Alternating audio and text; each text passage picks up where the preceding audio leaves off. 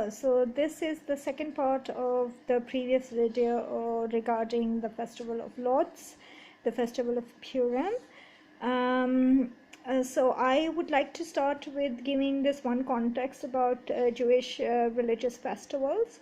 When we see the tradition of Jewish festival, we see that Jewish traditions and Jews celebrate not the birth of the prophets, or do not commemorate or mourn the death anniversaries of the prophets. Usually you will not see any celebration regarding the birth of Prophet Moshe or Prophet Abraham or something like that.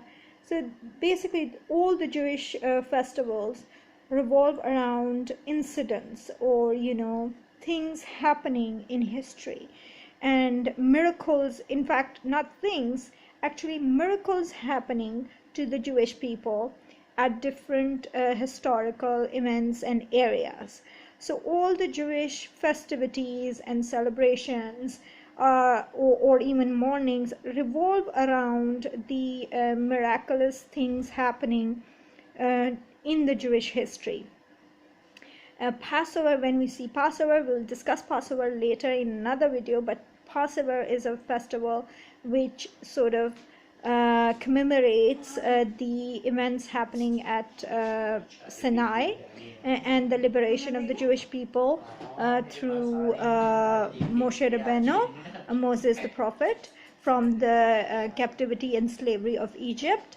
Then we will see Hanukkah, where there was a miracle of there was not enough oil for one night's lighting the candles, but eventually it lasted for 8 days. 1 day's oil for lighting the menorah or the candles lasted for 8 long days. So all the Jewish festivals revolve around miraculous events happening within the Jewish community. Purim is one of them. Purim is a story of a queen, Jewish queen, who was married to a Persian king, and how her efforts and her cousin or her uncle's efforts saved the Jewish people from persecution and annihilation. So it's a lovely story regarding that context, and we had discussed and narrated the entire story in the previous video, which is the first part.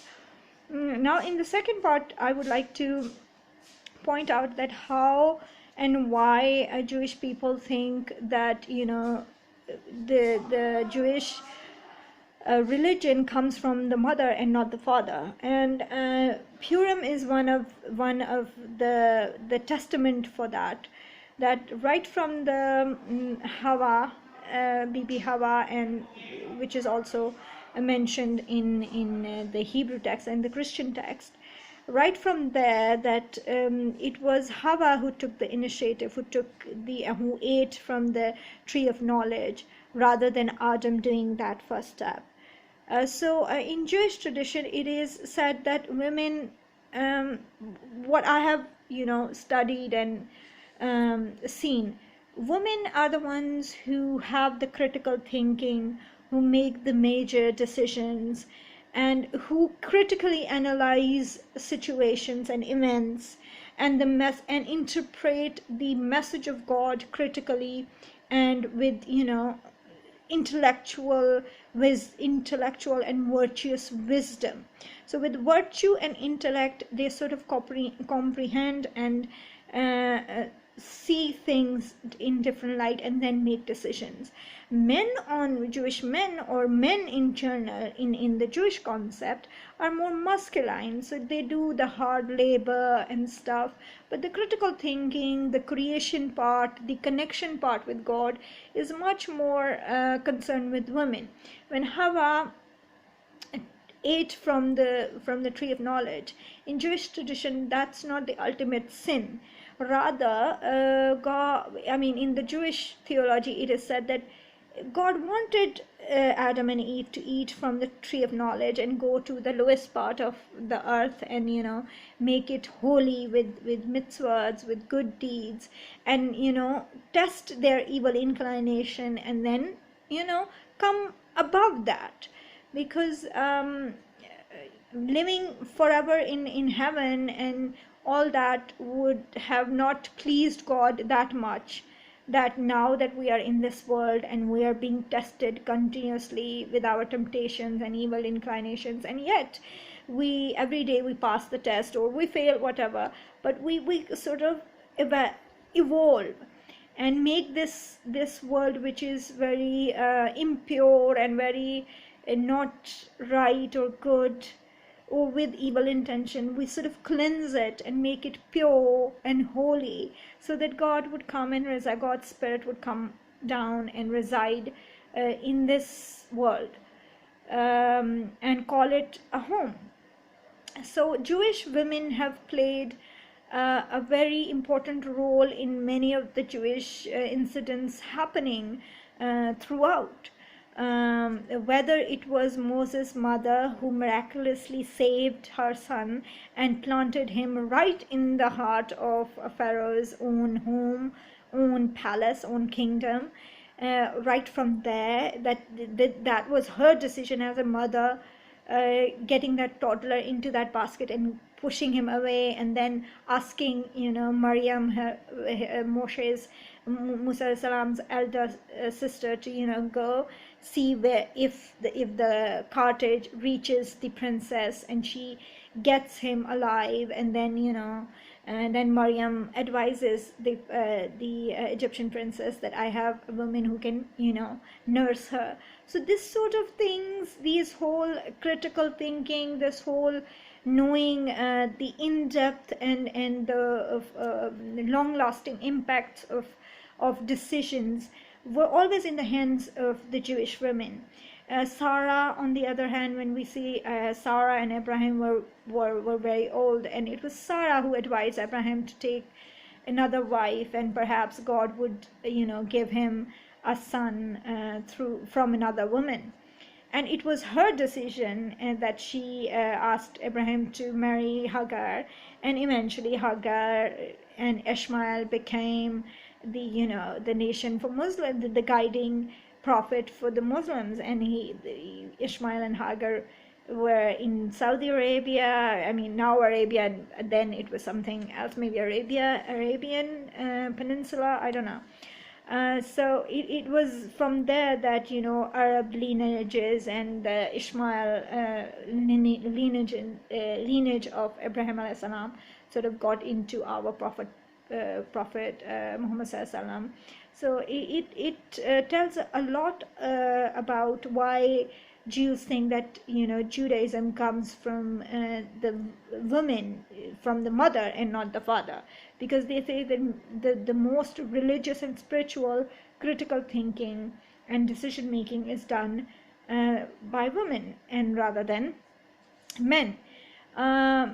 Again, we see when Isaac's wife Rachel chose Jacob rather than his eldest son Esau. So that was her decision making, that no, the blessings should go to Jacob because of his personality. The Jewish clan or the Jewish ancestry shouldn't be violent, and that the kind of persona and personality Esau had was not suited for the coming generation. So she sort of and got Yaqub alayhi salam to get the blessings from Ishaq alayhi salam or Isaac. So in that sense, we can say Jacob, also Yaakov is also Jacob, and Yaakov in Hebrew, and Yaqub alayhi salam in the Arabic term. So in that sense, the story and miraculous saving of the Jewish people from the Persian persecution came from a woman again whose name was Esther, and that's why this entire book is called the Book of Esther. And strangely so, in this Book of Esther, God's name is not pronounced or not mentioned once. So it is strange, yet it is strange, and yet it is very sort of eminent also, because that was the time where, it was the era of paganism at its peak, and yet Jewish people were surviving. And here was a queen who was Jewish, but yet she probably lived a pagan life in the palace as a queen, so that nobody could suspect her and something like that. So God's name was not mentioned in this entire book, and it tells that how God has used the Jewish women in a way that through their conscious and through their virtuous decisions, how the world's Abrahamic history and religious history especially, and the religious footprint has spread. And that is, I think, perhaps the reason that that Jewish lineage is through women and through mothers and women, and not the other way around. I think that's a very, very important thing. And now Purim is celebrated in a very festive mood. It's the most joyous and happiest festival for the Jews. Men, strangely, are advised or recommended to drink intoxicated substances like wine and etc. So and the reason probably is that it was Xerxes, the Persian king, who actually miraculously, obviously, because Jews believe everything happens as per God's own will and decision. So it was God's will that Xerxes would drink so much on that day, on that night, and ask his wife the most absurd thing, that come in front of my friends and nobles and councilmen wearing nothing, and show your beauty to them. So only a drunken man can think of such an absurd thing. And in that context, this whole thing shows the wisdom and the planning of God, that how their God, the Jewish people's God, planned such events in a way that an intoxicated guy makes the most significant decision while he's completely wasted and drunk, and he disowns his wife, and then he asks for another wife, and then eventually he ends up marrying Esther, who is a Jewish woman who eventually saves the Jewish people.